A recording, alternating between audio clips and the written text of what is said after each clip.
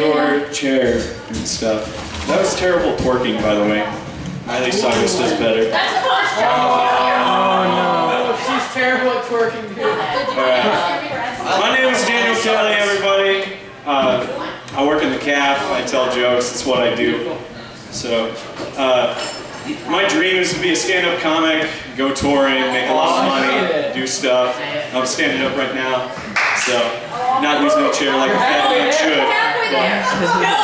Either way, when I get there to the epitome of comedy, where you're rich enough to buy a mansion and a butler and stuff, I want to buy a butler and name him Jeeves, just so I can wake up in the morning and go, "Ah, Jeeves," and he come running and go, "Yes, sir, what do you want?" And I go, "No, I said, oh, Jeeves, what are you doing in my room? Get out." I see what you did there. Get out, Jeeves. What's your problem? You know, last year I lost about 40 pounds during Culver's Biggest Loser. Thanks, you can applaud to that. Oh, it was so hard for me. Oh, being a fat man most of my life, you gotta fight your instincts and stuff as a fat man, because it's like, I was sitting there and I could feel each pound leaving me as it went away. Like an old friend saying goodbye, saying, "Please, Daniel, don't make us leave. We've been good to you." But I didn't listen to him. I kept working and losing the weight, and so I was really happy with that. But I had to fight my instincts so hard, because them candy bars, man. I know this feels. Them candy bars are so delicious. I have a problem, and I'm not afraid to admit it. But candy bars also have a problem. They think this little square is a fun-sized candy bar. That's not fun. That's what I call a bite. Fun size is when I can take it with both hands and start like trying to flank it from the side and go. That's fun. When it's a challenge, then it's fun. That's fun-sized candy bar. You know, losing weight was a really big change in my life, but I can still make fat jokes because I'm not there yet. So if I offend anybody, I'm there. It's okay. Don't worry about it. I'm still working at it. But kids today are so mean. They really are. I was back in high school before I lost the weight and stuff. I was a pretty big guy. I was over 300 pounds back in high school. But I went on a field trip to a place in Kansas City called the Crown Center. And this place has a bunch of stores and malls and everything. And I decided to go to the fudge factory. Because, you know, being a big guy, I kind of wanted some fudge, you know? And I go in there and I see this family. They got a 5-year-old daughter, about 5. And she's just so happy, just, "I'm gonna get some fudge, Daddy."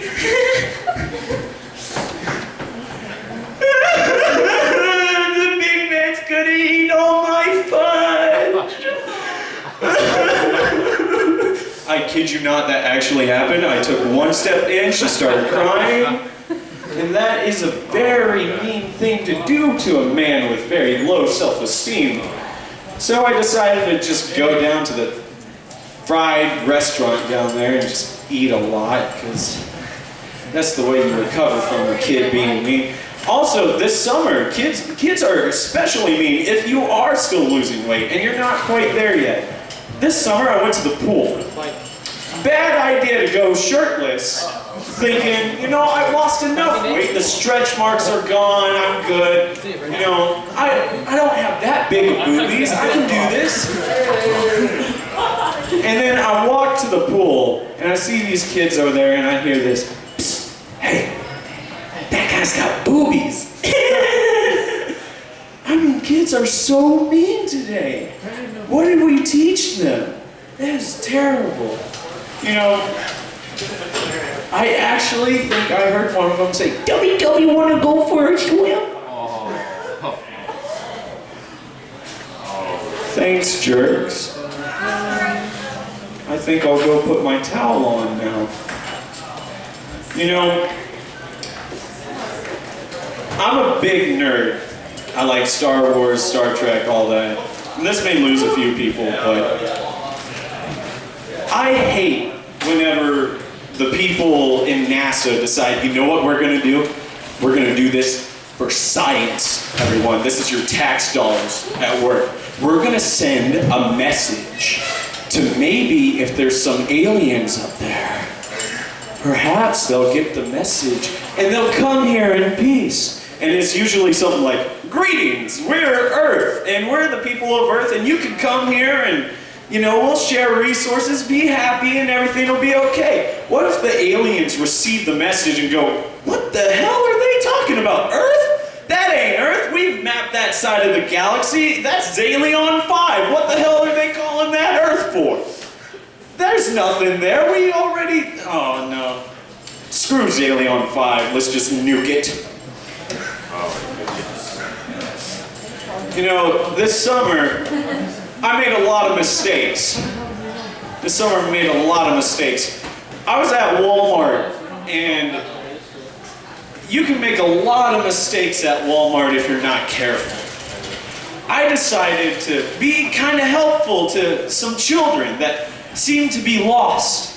They were pretty small, so I pictured them around 4 or 5 years old, and I thought, you know, these children need to find their mom and dad, and so I walked up, where's your mom and... They turned around. They were 35-year-old midgets. And I had already started saying, where's your mom and dad? I mean, them midgets pack punches. I tell you what, I don't know how they work it out, but man, they can pack a punch for such a tiny little body. And they can actually get up to here with a punch. That was crazy. Oh my gosh, it was insane. Where's your mom and dad? Oh my God, what was that? Was that a midget just punched me in the face? Oh. I think I know the meaning to life now. You know, in our lives, we meet people that we just don't like.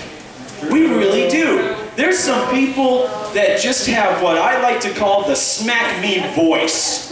And I'm serious, you can look at them and they look just fine and everything, and I mean, the second they open their mouth,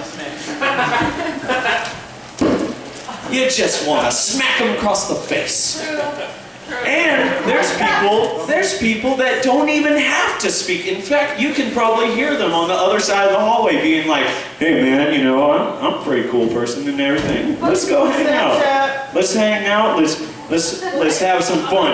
And then you turn the corner and you see them and they just got a punch me face. Just a face that says punch me. Do it. I just look so nerdy. Just punch me in the face right now. Just do it. Do it. Please. Punch me.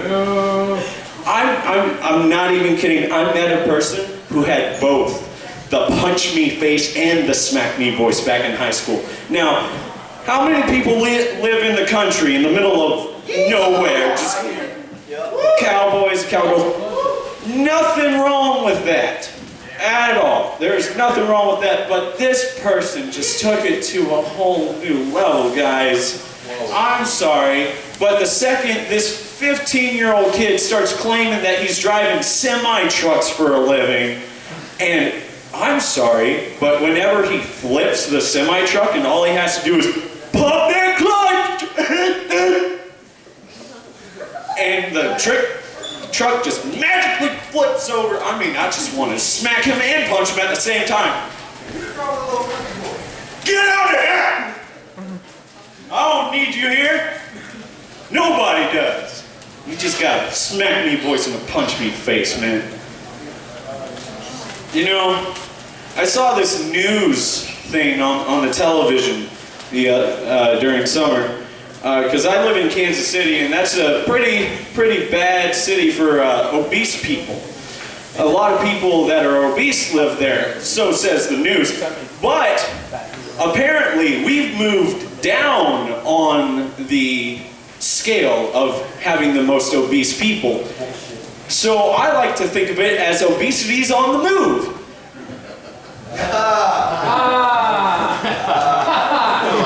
It doesn't happen!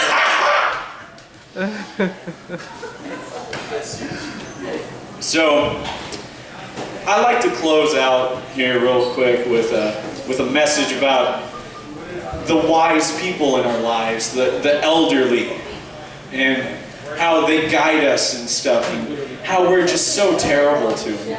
Because they're stuck with things like Life Alert and stair lifts in their home. Just think about it. Help, I've fallen and I can't get up. I'll press this button on my chest, and then they'll come and save me whenever they can. That's cool. But think about it. What if someone who has a stair lift in their home, they're kind of old, they're on the top floor, and there's a fire in their house. What are they going to do?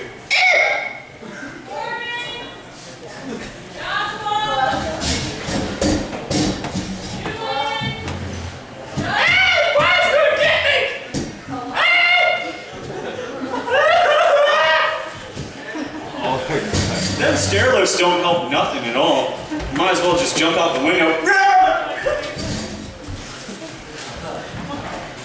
You know, the wise people in our lives, they lead us, they guide us, and they teach us wisdom that we use throughout our lives. They tell about how life was back then and how we can better ourselves by learning from their mistakes. I fear for the generation that comes after us. What examples are we going to give them? Are we going to be there for them with wise words of wisdom? Can you picture this? The little boy goes, "Grandpa, can you give me some wise words of wisdom?" Booty beat down, sonny. Booty beat down. Grandpa, that was such wise words of wisdom. Could you give me another? Hashtag 420 blazing. Holy shit. I mean, can you imagine that kid? He just goes, "Grandpa, those are such wise words. Can you give me one more before I leave and go home?" YOLO swag!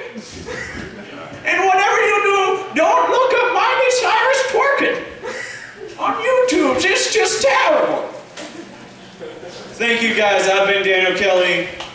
Thank you all for laughing. I'll see you guys later.